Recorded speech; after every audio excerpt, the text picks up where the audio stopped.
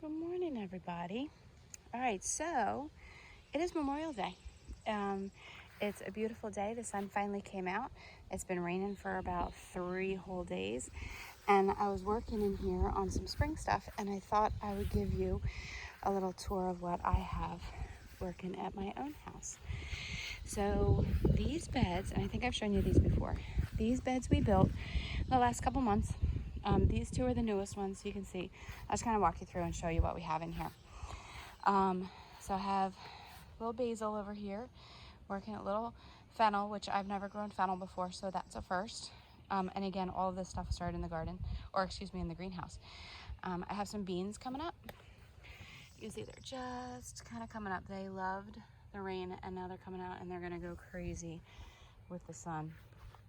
Over here, I have some cucumbers. I'm a little late planting these just because I've been so busy at the school garden, but these little cucumbers will go crazy now that the sun's coming out.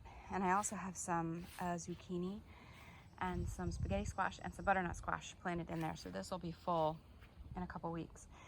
Over here, this is our garlic. Isn't that awesome? I'm super excited how great the garlic looks. Garlic at school looks good, but this looks amazing. And there's actually a couple things I'm going to show you. Ooh, I just saw that there's some things coming up. Okay, so in front of here. Now, this is what I do in my home beds as well as at school. At school, a lot of times I'll just plant the whole, this whole, these are some are 4x8, some are 4x10s. This one's a 4x10. And I interplant, which means that I pack it full of plants. And they all started, all the big stuff in here was all spring stuff. And then I have some warmer weather stuff in here too, so I'll show you. So the big ones right here, this is the garlic. All right, and obviously you harvest garlic for the bulb. I would say these are close to 3 feet tall now. And this right here, and this is what you get in spring, and you only get them in the spring. This is what we call a garlic scape. I'm trying to get you a good view of that. That is going to be the flower of the garlic plant. So because we want it to put all of its energy into the bulb that's underground and not into the flower, we're going to cut these off. But these are so good to eat. I love these. And each one you'll see gets one. So put them all together and throw them on the grill, and they're amazing. There's like a really fresh green onion is kind of what they taste like. But you can see they're all getting them. That's, no offense, gardening excitement right there. So again, like this one is really big. This is like an elephant garlic, I think. So this plant is just huge. But this will see if it'll come out nice and easy for me. Of course not. Sometimes you can just pull them and they'll pop right out. In front of the garlic, we have the carrots. They're definitely not big enough to pick yet, but they're actually doing really, really well. They have these fruity leaves, and the leaves on carrots are edible too. You can make, you can put them in hummus. A lot of times, and especially with spring veggies, I have so many of them that a lot of the greens end up going to the chickens, which benefits me too. All right. In front of this, these are beets. The leaves look really good. I'm not seeing a whole lot of beet action happening underneath, but that just might take a little while, but the beets look good. Again, these greens are super edible too. They're really, really good. All of these, most vegetables that you eat, I don't want to say most, a lot of the ones that you eat the root, the greens are actually edible, and most people don't eat them. These are the peppers that we grew in the greenhouse. They look beautiful. So these are going to get big, and they're going to shade some of these cooler weather crops, which is a good thing. That's why I always end up putting them in there. So these are peppers. Come down here. There's some more beets. I think these are yellow beets over here, and these are red beets over here. So I was trying to plant a mix. And pickled beet, I never used to like pickled beets, but pickled beets, now that I pickle them myself, I adore. There's some more carrots.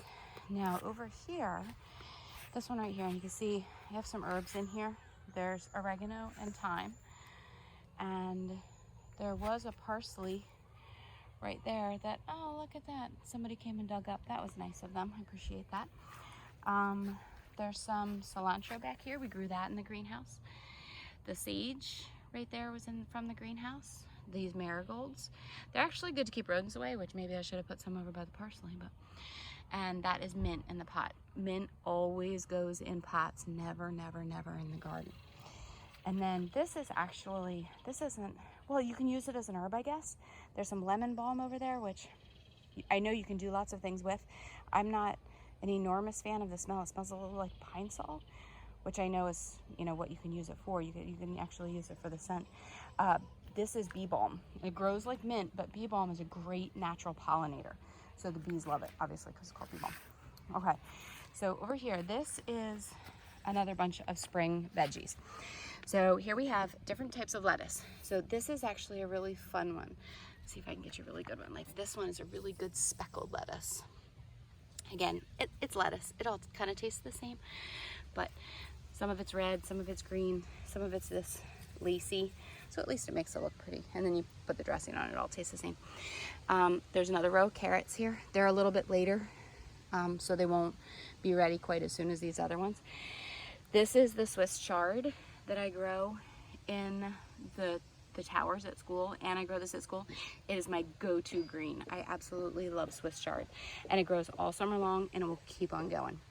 So this is actually what I was working on. So this is what I wanted to show you. So this is spinach, all right? So this spinach, it must be a different kind that I grow at school. For some reason, the spinach at school just does crazy. Like it just is ridiculously good. Here, this is doing what's called bolting. So you see you have these big leaves, and then you're starting to see the leaves get real small, and then it goes into this flower.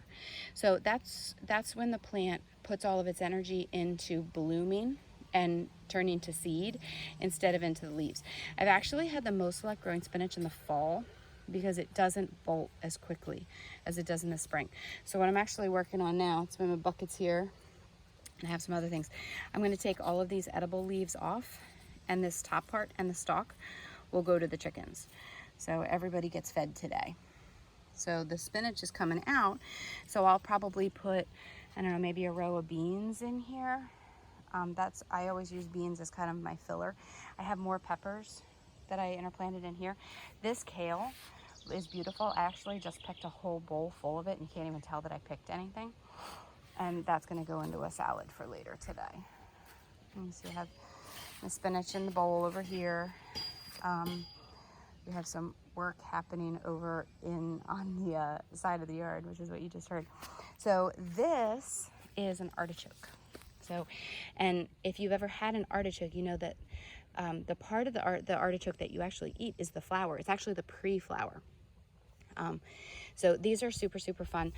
We grew these in the garden, but they're really spiky on the leaves, but there's just such a pretty plant, and they get this really pretty purple flower. I almost don't even like to eat the artichoke itself because the flower is so pretty. There's some cabbage in here, Brussels sprouts that I pulled from the garden.